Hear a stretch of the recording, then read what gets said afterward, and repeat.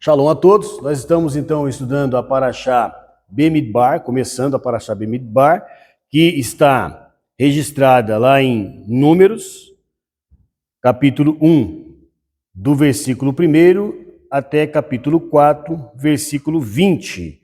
Porém, nós vamos ler Números, capítulo 2, do versículo 33 até o capítulo 3, versículo 13. Nós vamos ler Números, no capítulo 2, do versículo 33 até o capítulo 3, versículo 13. Diz assim: os levitas, porém, não foram contados entre os filhos de Israel, como o Senhor ordenara a Moisés. Os filhos de Israel fizeram tudo de acordo com o que o Senhor ordenara a Moisés. Assim se acamparam segundo as suas bandeiras, e assim marcharam, cada qual segundo a sua geração, segundo a casa de seus pais. São essas as gerações de Arão e de Moisés, quando o Senhor falou a Moisés no Monte Sinai. São estes os nomes dos filhos de Arão: Nadab, o primogênito, e Abiú, Eleazar e Itamar. Estes são os nomes dos filhos de Arão, dos sacerdotes ungidos, consagrados para exercer o sacerdócio. Mas Nadab e Abiú morreram perante o Senhor, quando ofereceram fogo estranho perante o Senhor no deserto de Sinai. Não tiveram filhos. Assim somente Eleazar e Itamar exerceram o sacerdócio diante de Arão, seu pai. Disse o Senhor a Moisés: faze chegar a tribo de Levi e põe-na diante de Arão, o sacerdote, para que o sirvam. Cumprirão eles os seus deveres e os de todo o povo diante da tenda da congregação, para ministrar no tabernáculo.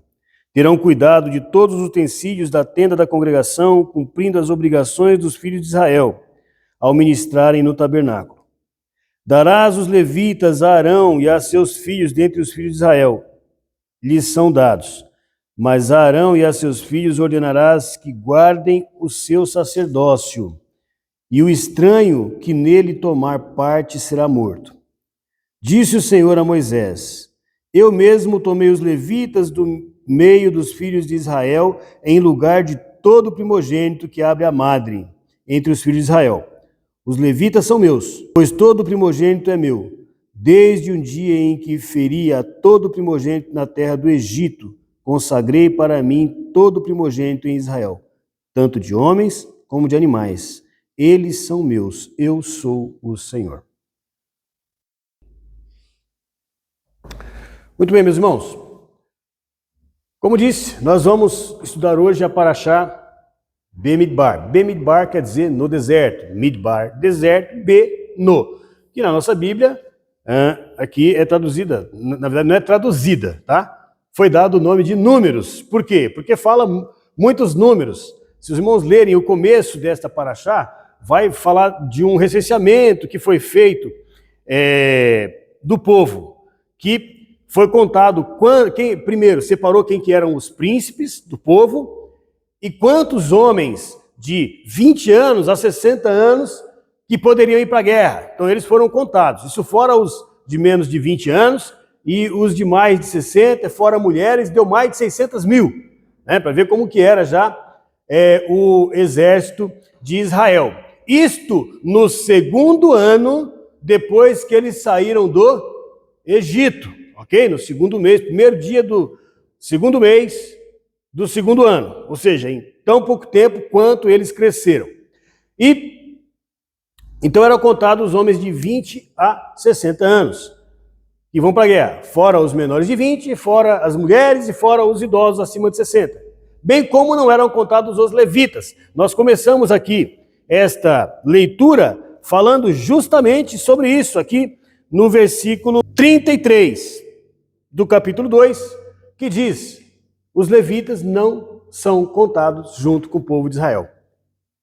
Por quê? Por quê? Porque o Senhor os separou.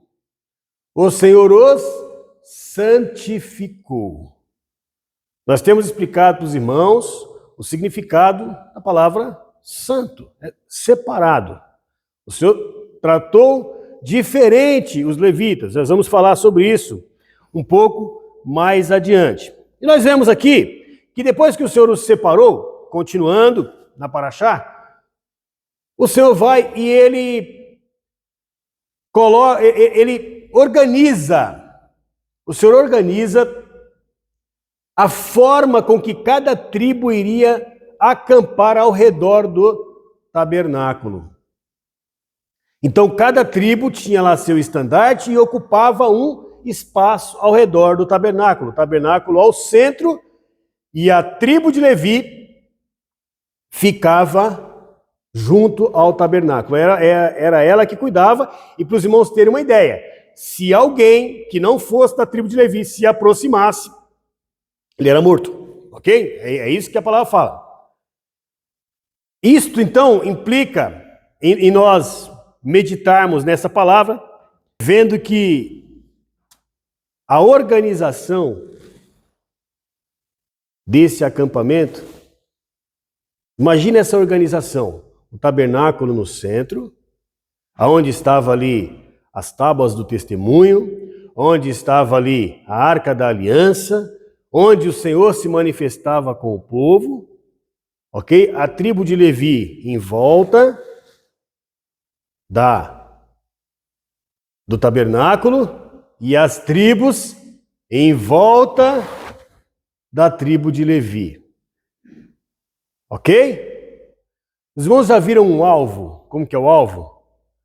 Tem lá o centro do alvo, tem listras em volta e outras listras em volta e outras listras, né? Mas qual é o objetivo?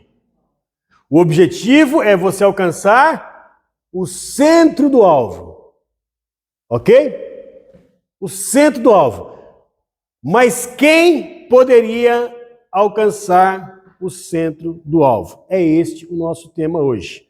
O tema é: sem santificação ninguém verá a Deus. Ok? Falei que a tribo de Levi era uma tribo santificada, separada, santificada pelo Eterno, separada das outras tribos. Veja, Israel foi separado do mundo. O Eterno tirou Israel do meio do mundo. Ok? O mundo está em volta de Israel. Israel foi tirado do meio do mundo. Ok. Dentro de Israel, o Eterno tirou o quê? A tribo de Levi, mais para o centro. Dentro da tribo de Levi, o Senhor tirou quem? Arão, a família de Arão, para exercer o sumo sacerdócio. Está lá. Todo mundo da família de Arão vai exercer o sumo sacerdócio? Não. Dentro da família de Arão, o Senhor tira o sumo sacerdote, que é aquele que vai chegar no alvo. É aquele que vai chegar no objetivo de ter uma comunhão mais plena, uma proximidade maior com o Eterno. E ele tinha que chegar lá, tinha o jeito de ele chegar lá. Não é à toa que ele entrava amarrado, porque se ele não tivesse em condições espirituais de chegar lá, ninguém podia entrar para tirar ele se ele morresse. Ele era puxado para fora. Então isso para os irmãos ver a questão da santidade. Por quê? Porque nós nos envolvemos tanto com as coisas deste mundo, nos poluímos muitas vezes a nossa alma, o nosso interior, a nossa mente com informações e coisas deste mundo que às vezes não estamos em condições de chegarmos perto do Eterno. Mas o objetivo do Eterno, através do seu ensino, através da sua Torá, é nos ensinar, se nós colocarmos a Torá dele no nosso coração, a alcançar esta santificação. Ok? Muito bem, até aqui? Estamos caminhando? Muito bem. Então essa paraxá fala de muitas coisas. Fala de estrutura, fala de quantidade de pessoas, de recenseamento, não é? Mas ela nos dá esse ensino também. Todo mundo que professa a fé em Yeshua, no coração dele, eu creio isso, todos têm o desejo de se aproximar do Eterno. Todos. Yeshua é o nosso sumo sacerdote. todos têm o desejo de chegar ao Pai. E ele diz, eu sou a porta. Através de mim, vocês vão chegar ao eterno. Ok? Mas ele, como sumo sacerdote, ele é santo. Ele fala, quem de vós me convence de pecado? E Paulo diz, sede meus imitadores como eu sou de Cristo. Então veja bem, naquilo que ele é imitador de Cristo, naquilo que ele não foi, não tem que imitar ele. Naquilo que ele é imitador de Cristo, sede meus imitadores como eu sou de Cristo. Portanto, o sumo sacerdote é para você aprender dele, porque você tem um objetivo, que é chegar ao eterno. Agora, veja bem que interessante. O projeto inicial, eu entendo isso, mas isso eu não entendo sozinho. Não vou dizer que somente... Eu já vi mensagens nesse sentido, e com base na própria Bíblia. Não era que os levitas fossem os sacerdotes.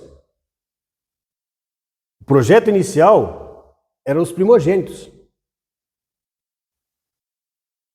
Da onde que nós tiramos isso? Lá em Números 3, versículo 12. 3:12 fala assim, ó. Eu mesmo tomei os levitas do meio dos filhos de Israel em lugar de todo o primogênito que abre a madre entre os filhos de Israel. Os levitas são meus, pois todo o primogênito é meu, desde o dia em que feri todo o primogênito na terra do Egito. Consagrei para mim todo o primogênito em Israel, tanto homem como animais. Então veja, quem é que tinha que exercer esse sacerdócio? Os primogênitos. Os primogênitos tinham que exercer esse sacerdócio. Se isso acontecesse, pensa, cada família teria um sacerdote. Cada família, se é todo primogênito, cada família teria um sacerdote. E aí a gente para e pensa assim, poxa, mas cada família teria um sacerdote? E os outros? Como que normalmente deveria ser, né? Tem o filho primogênito, ele quer espelhar no pai, não é isso? Ele quer espelhar no pai. E os irmãos querem espelhar em quem? No irmão mais velho, ele aprende do irmão mais velho. Então olha a comunhão que todos teriam com o eterno. O filho aprende do pai e os irmãos mais novos aprendem do filho. E olha que interessante, podia acontecer de o pai não ser um primogênito. Não podia? Então, o seu irmão mais novo tinha um primogênito. Então, ele mesmo não era sacerdote. Mas o filho dele seria. O primeiro filho dele seria. Por quê? Porque era o primogênito dele. Está entendendo? Então, toda a família teria um sacerdote. Mas, no meio deste projeto, teve um bezerro de ouro. E esse bezerro de ouro fez uma diferença, ele causou prejuízos. A única tribo que inteira veio para o lado do eterno foi a tribo de Levi. E por causa dessas escolhas dele, então Deus fala, eu tomei a tribo de Levi em substituição aos primogênitos. Então todo mundo da tribo de Levi, independente dele ser primogênito ou não, tanto é que eles são contados desde os 6 meses. Eles foram contados desde os 6 meses e deu um número que tinha menos do que o número de primogênitos em Israel. O Senhor falou, então, como tem menos, Israel vai pegar a quantidade que falta e dar em prata para a tribo de Levi, para compensar essa falta. Então foi substituído a quantidade de primogênitos pelos levitas. Veja bem, irmãos, dentro disso, que esse era o projeto inicial, né, que todos nós tivéssemos um sacerdote dentro de casa, tinha qual finalidade? Imagina você, dentro da sua casa, ter um sacerdote. Alguém que tem comunhão com Deus. Alguém que tem o que te ensinar da palavra do Senhor. E a família ia ser uma família abençoada, uma família santificada. Ok? Mas por causa disso, o Eterno achou por bem agir dessa forma. A consequência para os levitas foi o quê? Eles não receberam herança de possessões, de terra. Eles estavam quando a terra foi dividida, em cada uma das outras tribos tinha lá um pedaço separado para os levitas. Eles estavam espalhados entre as tribos. Não era para ter um em cada família? Isso não ia ser mais possível, tendo em vista que foi separado uma tribo para isso. Mas eles tinham lá dentro, cada tribo tinha lá o levita, o sacerdócio estava perto. Tudo com a finalidade de fazer as pessoas se aproximarem do Eterno. Só que qual que é a consequência? Nós falamos que a Torá, nós falamos que é a lei do Senhor, né? A Torá na verdade é ensino, né? Lei é outro nome, nós já falamos aqui, Dati. Então, a Torá é ensino. E nós teríamos mais acesso ao ensino. Agora, quem ensina tem muito mais conhecimento, não é isso? Os levitas iam ter muito mais conhecimento. Ou seja, de um professor, espera-se que aquilo que ele ensina, ele viva, não é? Então, dos levitas, eles tinham muito mais, vamos colocar numa língua mais conhecida das pessoas, muito mais leis. Porque além dos ensinos aplicados para todo Israel, eles tinham os ensinos do sacerdócio. Eles tinham as leis do sacerdócio. Olha só, tem o ensino comum, a pontuação comum do alvo, né? Todo mundo aqui, pelo menos eu já joguei bastante, né? Que jogar aquelas setinhas no alvo.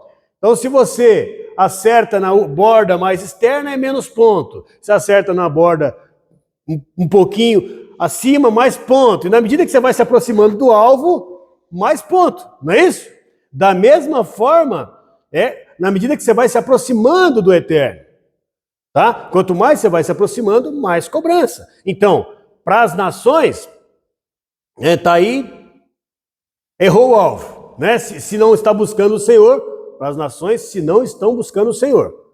Errou o alvo, que nós só somos povo de Deus se somos enxertados em Israel, ok? Então estamos dentro ali, pouca responsabilidade, menos ponto. Vai se aproximando, vai tendo mais responsabilidade.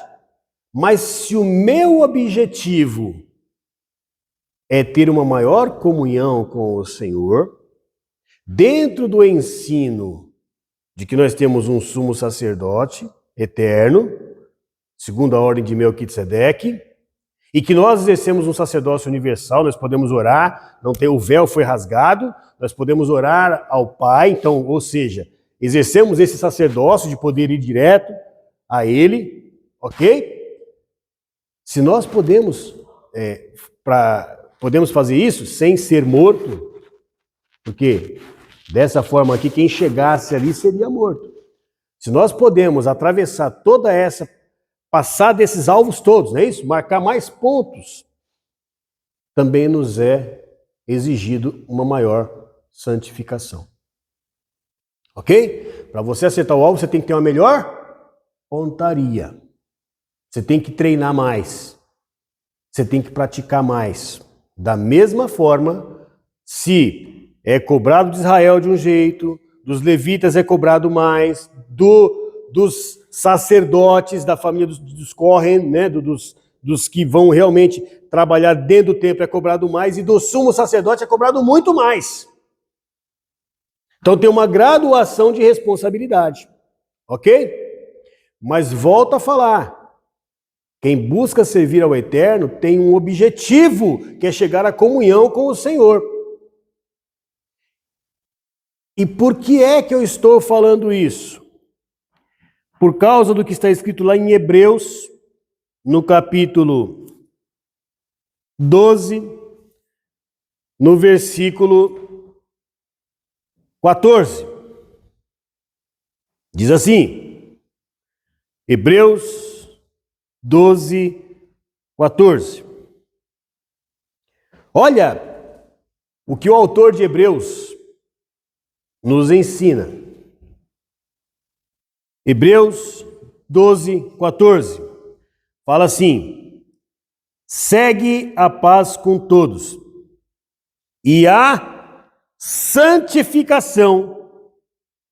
Sem a santificação, ninguém verá o Senhor. Você tem um alvo a seguir. Ok? Paz com todos faz parte da santificação. Buscar paz. Tem gente que vive buscando guerra, né? Não pode ter uma coisinha que alguém espirrou, não está afinado, tem que reclamar porque não afinou ali, não sai em dó maior. A paz com todos. A paz. Busque a paz. E a santificação, porque sem santificação ninguém verá Deus. Ora, mas como que eu busco santificação? Isso é muito amplo. E ele começa, buscar a santificação tem a ver aqui, como eu falei, com o ensino do Eterno. E eu não vou entrar nesse assunto de novo, porque nós iríamos alongar demais a mensagem, ok? Então a santificação tem a ver com obedecer a palavra do Senhor. Tá bom? É só ler lá, 1 Pedro, capítulo 1, versículo 2, fala isso. Eleito segundo a presciência de Deus, na santificação do Espírito para a obediência. Obediência. Depois da obediência vem a aspersão do sangue. Graça e paz vos seja multiplicado. Então, primeiro você começa a obedecer. Ah, ele está obedecendo, tá. O sangue de Jesus é suficiente aqui. E aí, você vai continuar nesse processo de santificação. Não vamos nos alongar mais nisso. Mas ele continua aqui, versículo 15 de Hebreus 12. Tende cuidado que ninguém se prive da graça de Deus e de que nenhuma raiz de amargura brotando vos perturbe e por ela muitos se contaminem. O que é isso aqui? Às vezes a pessoa fala assim, eu estou começando a caminhar aqui, mas eu não consigo guardar tudo ainda, e as pessoas estão me acusando, eu não posso, eu não sou, não tenho conhecimento que tal pessoa tem, então não vou fazer nada. Nada que eu fizer vai agradar a Deus mesmo, porque eu sou uma pessoa toda, sou pecador, então a graça de Deus me basta. Não! Sim, a graça de Deus lhe basta, mas se você pensar que você não deve fazer nada, você está se privando da graça. Está se privando da graça, porque aquele que pagou o preço da nossa salvação, ele nos deu uma ordem. O nosso rei Machia, nosso rei Messias, ele nos deu uma ordem. E a ordem é: vá e não peques mais. Eu perdoo os seus pecados, mas você vai e não peques mais. Depois Paulo fala, olha, que ninguém peque, mas se alguém pecar, nós temos um advogado junto ao Pai, que é Yeshua. Então veja, a ordem é não pecar. E tanto Paulo quanto João fala, pecado é a transgressão da lei. Então, do ensino, ok? A ordem é essa. Ele nos deu essa ordem. Por quê? Porque nós temos que buscar a santificação. Agora, então eu tenho a graça? Tenho. Ele me deu a graça. Qual é a graça? Os teus pecados te são perdoados. Mas na sequência vem uma ordem. Vá e não peques mais. Então vamos lá. Ninguém te prive da graça.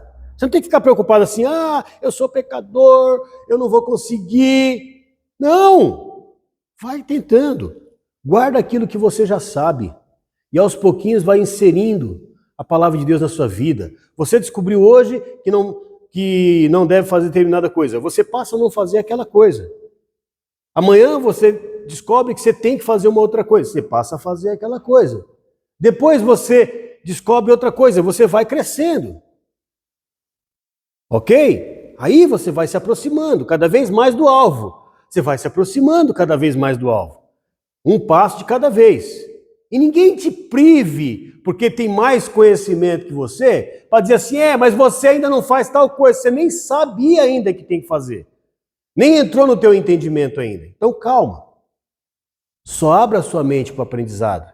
E deixa o Senhor trabalhar a tua vida. Por quê?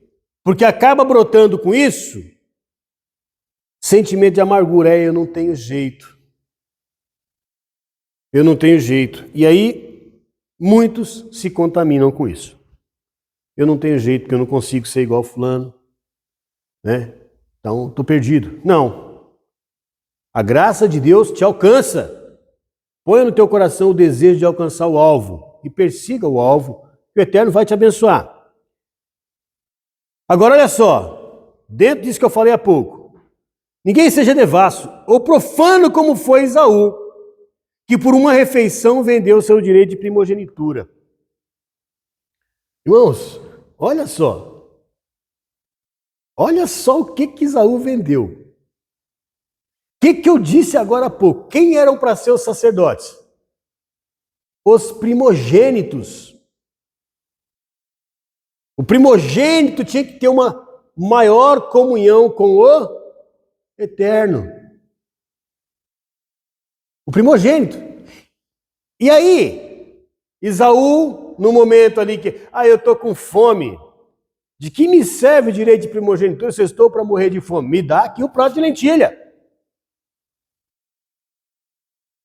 Sabe, eu vi ontem no estudo da Paraxá, do irmão Robson, ele falar sobre um livro que ele quer escrever. É um livro que o título Nada a Ver. Porque é uma coisinha só que você faz, isso não tem nada a ver. A lei diz para não fazer, mas não, isso não tem nada a ver. Né? Aí a palavra de Deus fala para você não fazer outra coisa. Isso não tem nada a ver. E aí o irmão fala que ele ia colocar depois lá uma imagem assim, né? Se eu entendi que ele vai colocar como se fosse o inferno e aqui bem-vindo à cidade do nada a ver. Porque se a lei de Deus que te explica alguma coisa como você ensinar não tem nada a ver, a cada vez você está caminhando para a condenação. Veja a situação de Ló, ele foi estendendo a tenda na planície do Jordão até chegar a Sodoma. É um pouquinho hoje, é um pouquinho amanhã, é um passinho depois. Então veja, é de passo em passo que você se aproxima do Eterno. Aprendeu uma coisa que agrada ao Eterno, você começa a fazer aquilo, não larga mais. Guarda o que tens. O que você já aprendeu, guarda o que tens, para que ninguém tome tua coroa. Ok? Então você aprendeu outra coisa que você faz para agradar o Eterno, guarda o que tens. Guarda, porque você vai aprendendo cada vez mais. Você pode não alcançar ter todo o conhecimento, mas aquele conhecimento que você tem, você busca fazer o Eterno e queira aprender mais. Queira chegar no alvo. Da mesma forma, é se afastando. Isso não tem nada a ver, isso não tem nada a ver, isso não tem nada a ver. Quando você vê, você está lá na condenação. Olha só o que Esaú fez. Não tem nada a ver, eu estou com fome aqui, eu vou morrer. Ele foi chamado de profano.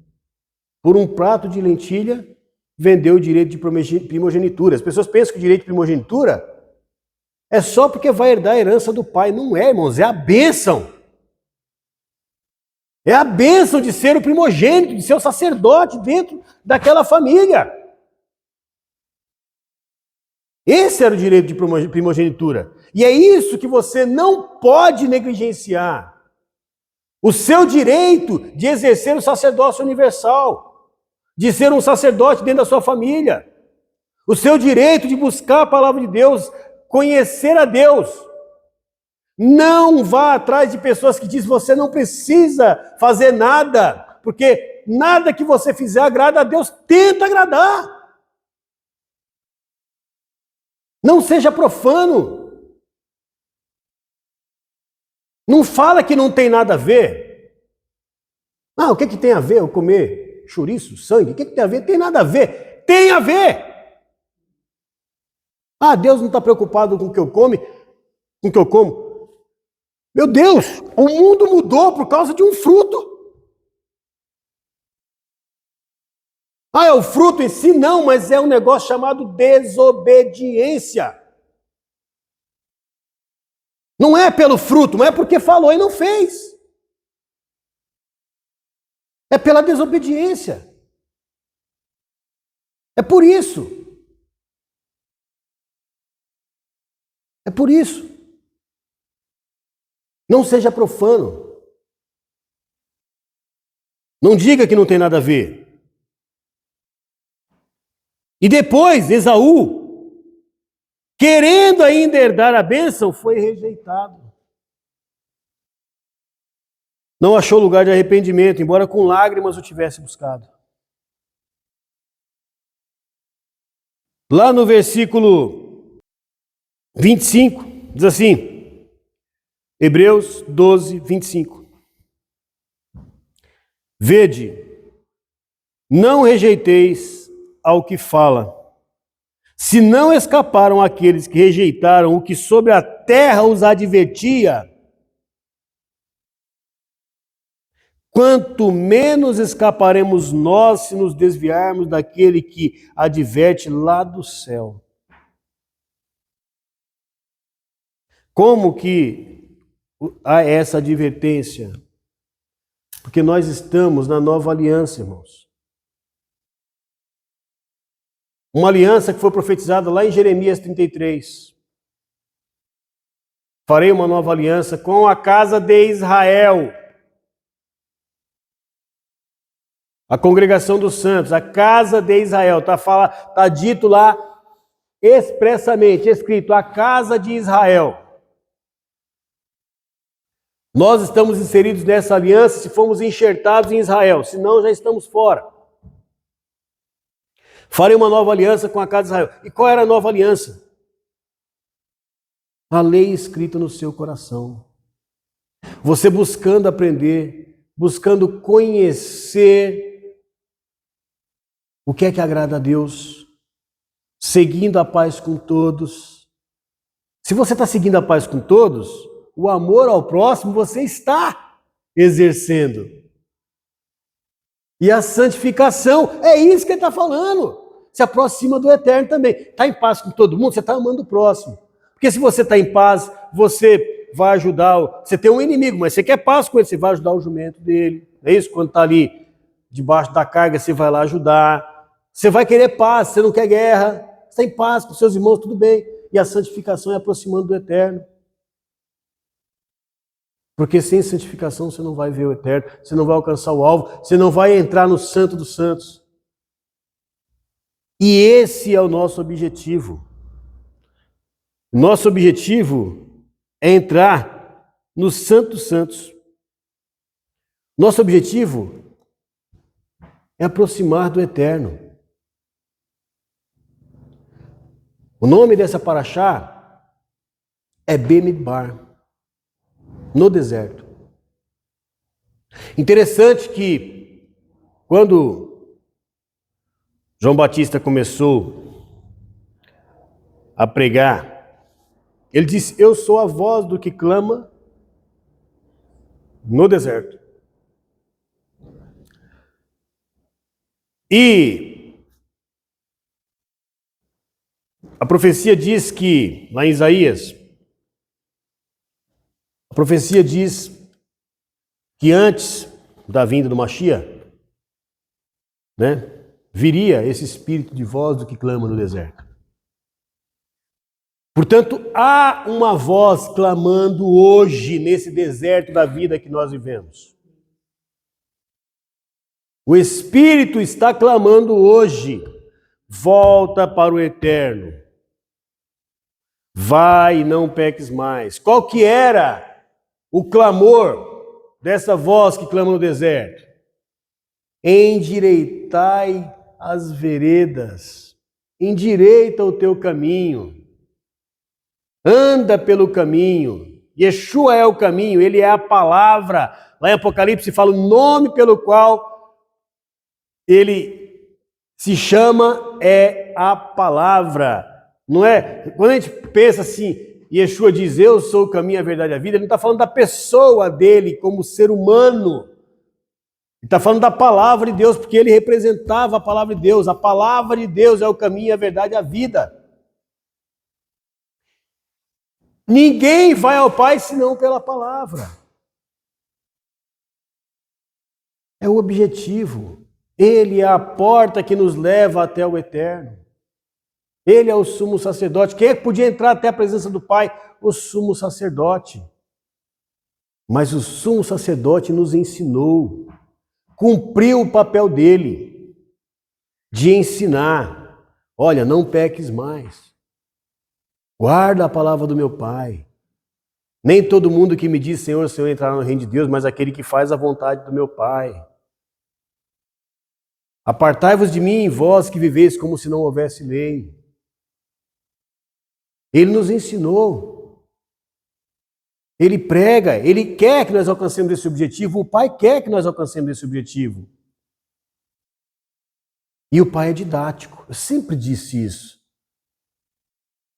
Deus é muito didático, Ele usa coisas que nós conhecemos para nós podermos compreender o seu projeto. Ele nos ensina com a disposição das tribos em volta do tabernáculo. Nos ensina com a santificação dos levitas, mostrando que eles substituíram os primogênitos. A substituição das substituições, qual foi? Yeshua morrendo pelo teu pecado, carregando sobre si as nossas dores. Sabia que ele morreu no seu lugar?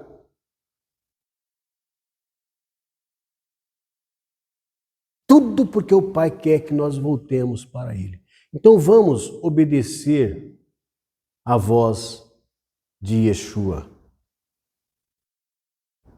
Vá e não peques mais. Se aproxime do Pai. Tenha um objetivo, um alvo, que é alcançar uma comunhão com o Pai. Persiga esse caminho que você vai alcançar. Que o Eterno os abençoe. Vamos ficar de pé.